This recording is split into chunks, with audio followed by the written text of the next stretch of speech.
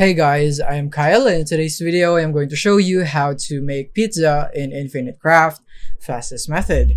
So let's get started. So first thing is we need water and water to create a lake, and then add another lake to create ocean, and then after that you need earth, and then add it with ocean right here to create island. Once you have island, you want to add fire and fire to create volcano, add it with island right here to create Hawaii.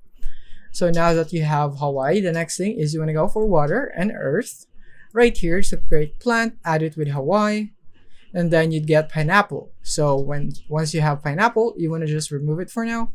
You can also add ocean right here, and then you want to go for water to create fish, and then you want to go for plant right here, add it with fish to create seaweed. Once you have seaweed, add fish right here, and then add it with seaweed to create sushi.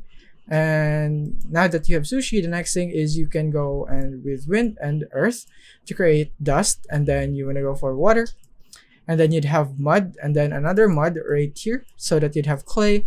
Once you have clay, the next thing is you want to go put earth into it right here to create pottery, and then you want to go add sushi right here into pottery to create plate, and then add pineapple into the plate to create pizza, and that is basically it. So I hope this video helped you out. Thank you for watching.